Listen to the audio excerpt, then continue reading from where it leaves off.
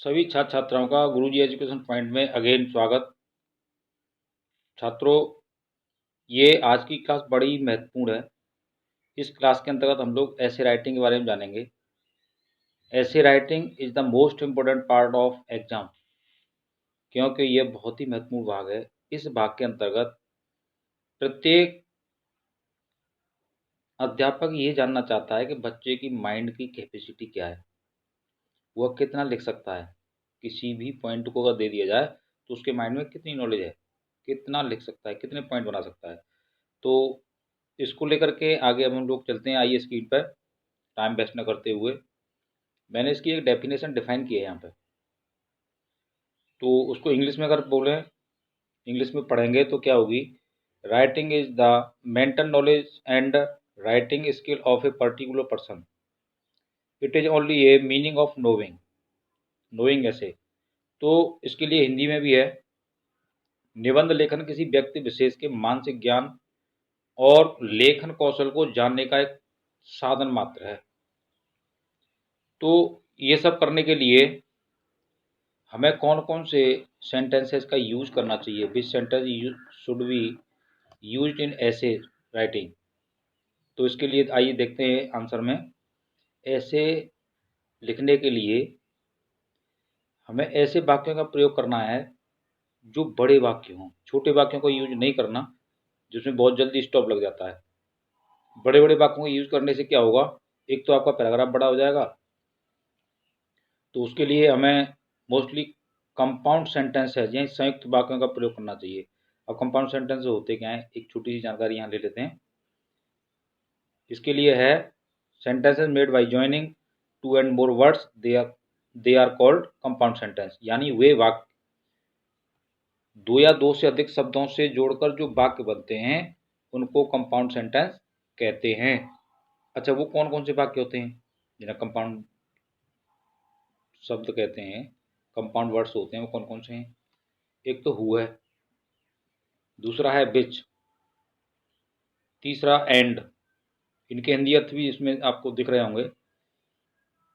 आगे है where. Where means होता है कहाँ और जहाँ, किस जगह, किधर, जिस जगह हुए। आगे है बिकॉज और सो। ये वो वर्ड हैं जो एक या एक से अधिक सेंटेंसों को जोड़ करके आगे बढ़ते हैं। आगे हमें कंजक्शन यानी संयोजक शब्दों का भी सेंटेंस को बड़ा करने में यूज करना चाहिए। इसके लिए डेफिनेशन है a word that joining two words और टू मोर सेंटेंस है इज कॉल्ड कंजक्शन। यानी वह शब्द जो दो शब्दों और दो अधिक वाक्यों को जोड़ता है उन्हें कंजक्शन कहते हैं। अब कौन कौन से, एंड है, अबाउट है, आइदर और। आइदर और का तो अर्थ होता है या तो, और नाइदर नॉर या नहीं। आगे है बट आल्सो, केवल इतना ही नहीं बल्कि यह भी। तो ये वो वर्ड है जो ढेर सारे वाक्यों को जोड़ करके बड़ा से बड़ा हमारा पैराग्राफ बना देते हैं। तीसरे, हमें कॉमा का भी यूज करना चाहिए जिसका अर्थ होता है अल्पविराम, लेकिन फुल स्टॉप का यूज बहुत कम करना चाहिए, लंबे सेंटेंसेस के बाद करना चाहिए। तो ये चीज़ तो थी कि हमें सेंटेंस किस टाइप के यूज करने चाहिए अपने ऐसे राइटिंग में। आगे है कि हमें एक ऐसे राइटिंग के अंदर कौन कौन से हेडिंग यूज करने चाहिए, यानी which heading should be written in ऐसे। निबंध में कौन से शीर्षक लिखे जाने चाहिए। तो इसके लिए the following headings are required in ऐसे। निबंध में निम्नलिखित शीर्षकों की आवश्यकता होती है। तो सबसे पहला जो हेडिंग होता है वो है आपका इंट्रोडक्शन। सभी ऐसों में लिखा है, जितने भी ऐसे लिखते हैं हम लोग उसमें इंट्रोडक्शन होना बहुत ज़रूरी है, यानी किसी भी चीज़ का परिचय देना बड़ा ज़रूरी है। कहीं अगर हम लोग जाते हैं किसी ऑफिशियल जॉब के लिए या किसी एडिशन के लिए कहीं भी जाते हैं तो सबसे पहले वहाँ भी अपने परिचय के बारे में पूछा जाता है। तो किसी भी टॉपिक के लिए परिचय के बारे में बताना बड़ा ज़रूरी है। आगे है फैक्ट्स डिस्कशन, तथ्य विवरण। आगे है इसमें क्वालिटी। जब किसी भी टॉपिक को हम उठाते हैं तो उसके अंदर गुण भी होते हैं और डेमेरिट यानी दोष, उसके दोष भी होते हैं। और लास्ट में होता है कॉन्क्लूजन, यानी टोटल हमने जो ऐसे लिखा है उसका निष्कर्ष, किसका निष्कर्ष क्या निकल के आता है। तो मैंने इसमें 5 हेडिंग दे रखे हैं। इन हेडिंग के ऊपर भी हम जो निबंध लिख सकते हैं।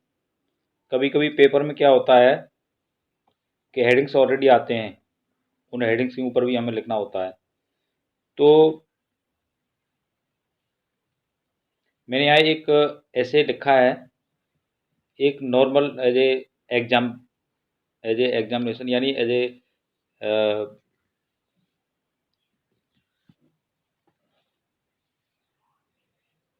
तो उसमें कौन सा ऐसे मैंने क्वेश्चन टाइप में दिया हुआ है कि write an essay on the increasing population and regulation in ए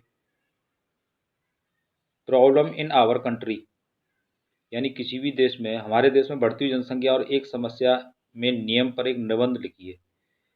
बढ़ती हुई जनसंख्या किसी भी देश के अंदर एक अभिशाप भी होती है और एक क्वालिटी भी होती है। तो देखते हैं इसमें हमने क्या आगे लिखना है। एक चीज़ मैं बोलूँगा कि दिल खोल के लिखना है। पहले सेंटेंसेस बना लीजिए, उसको इंग्लिश में कन्वर्ट कर दिए, लेकिन सेंटेंसेस हमारे जितने भी हैं वो किसी भी ऐसे जो हमारा टॉपिक है उस टॉपिक से रिलेटेड होने चाहिए। तो पॉल्यूशन प्रॉब्लम ऑफ इंडिया और need to control increasing population, यानी वे दो तरीके से भी आ सकता है, यानी population problem of India, Bharat में जनसंख्या की समस्या, या need to control the increasing population, यानी बढ़ती जनता को कंट्रोल करने की आवश्यकता। तो दोनों के लिए एक ही ऐसे है ये। तो इसमें है पहले इंट्रोडक्शन, जो हमने पहले हेडिंग दिया हुआ था इंट्रोडक्शन यानी परिचय। तो इसके लिए हमने लिखा क्या है, अब पॉपुलेशन के ऊपर थोड़ी सी जानकारी भी होना बहुत ज़रूरी है। तो हमने इसमें लिखा है India is a large country with highest population density according to the 2021 census. Census means होता है जनगणना। भारत एक बड़ा देश है जिसमें जनसंख्या घनत्व सबसे अधिक है। सन 2021 की जनगणना के साथ भारत की कुल जनसंख्या, अब यहाँ हमें जनसंख्या का भी नॉलेज होना बहुत ज़रूरी है। अब total population of India is 140,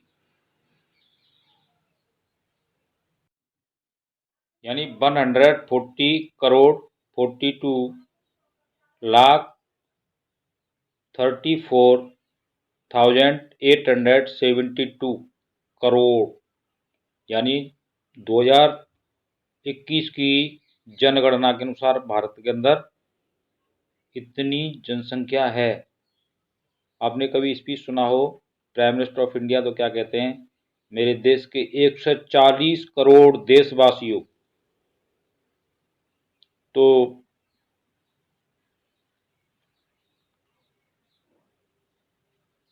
आगे है आपका, India has the second place in world on the basis of population.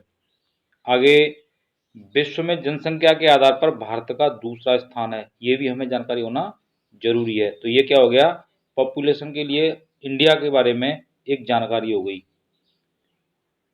इससे आप जो है इस तरीके से भी देख सकते हैं, यानी कितनी है, 140 करोड़ 42,34,872 टोटल इंडिया की जनसंख्या है। तो इसके लिए क्या करना होगा, ये इसकी हिंदी है। हिंदी आप देख सकते हैं, भारत एक बड़ा देश है जिसमें जनसंख्या घनत्व सबसे अधिक है। सन 2021 की जनगणना के अनुसार भारत की कुल जनसंख्या इतने करोड़ है। विश्व में जनसंख्या के आधार पर भारत का दूसरा स्थान आता है। आगे नेक्स्ट पॉइंट पर चलते हैं। नेक्स्ट पॉइंट है फैक्ट डिस्क्रिप्शन, तथ्य विवरण। तथ्य विवरण में क्या डिटेल लिखा जाएगा? Increasing population like as a source of any country because the inconvenience caused by the increasing population in country cannot be certified। बढ़ती जनसंख्या किसी भी देश के लिए अभिशाप के समान होती है। अब इसमें मैंने यहाँ बिकॉज शब्द यूज किया हुआ है।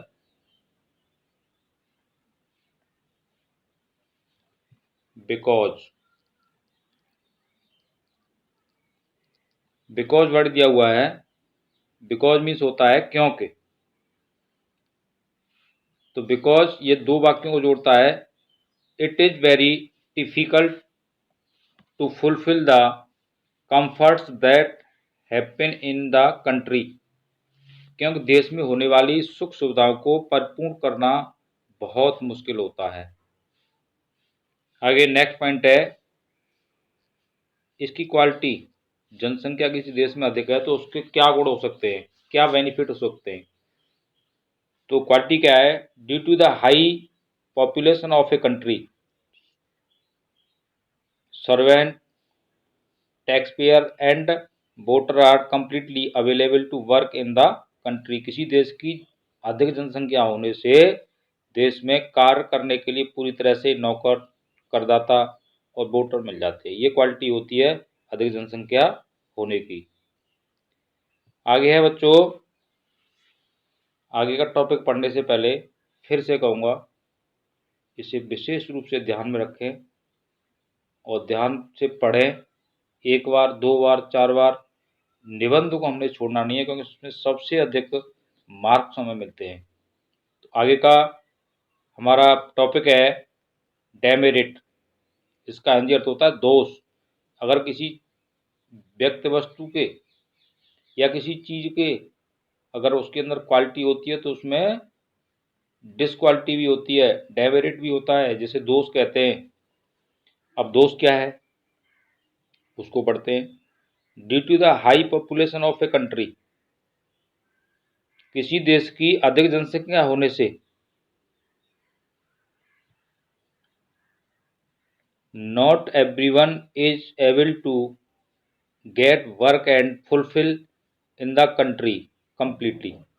यानी देश की किसी भी देश की अधिक जनसंख्या होने से देश में कार्य और सुख सुविधाएं पूरी तरह से सभी को नहीं मिल पाते हैं। And every citizen has his own opinion so that is why it is difficult to maintain unity. और हर नागरिक का अपना अपना मत अलग अलग होता है। यानी अधिक जनसंख्या होगी तो सबका मत एक नहीं होगा, सबके मत अलग अलग होंगे, सबकी सोच अलग अलग होगी।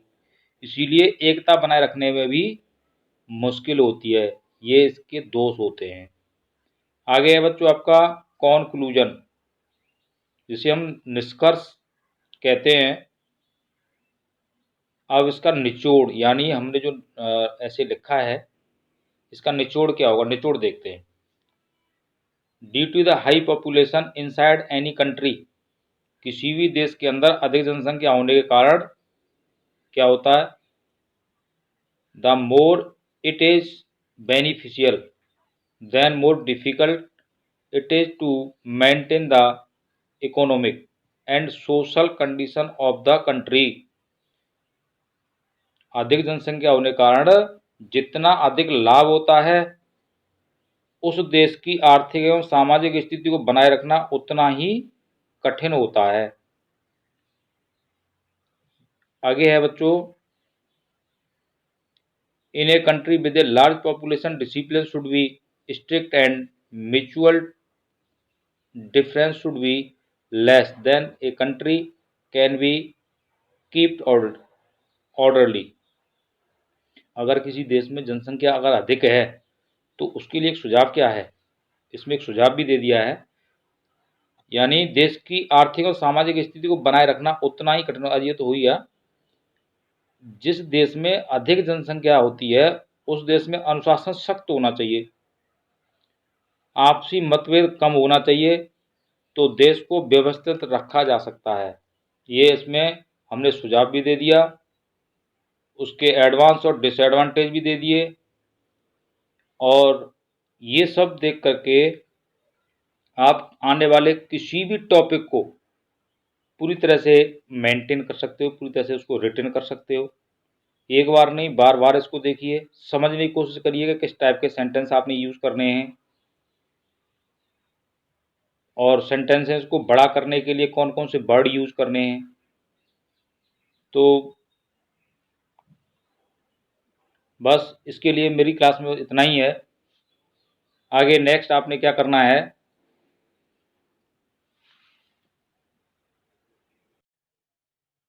नेक्स्ट आप जब भी एग्जाम में बैठें टॉपिक को समझें, समझने के बाद अपना ऐसे एक बढ़िया तरीके से डिजाइन करें, बहुत सारे उसमें वर्ड भी लिखें, सेंटेंसेस बनाएं, बेझिझक लिखें, लेकिन सेंटेंसेस ऐसे लिखें जिनकी आप अंग्रेजी बना सको।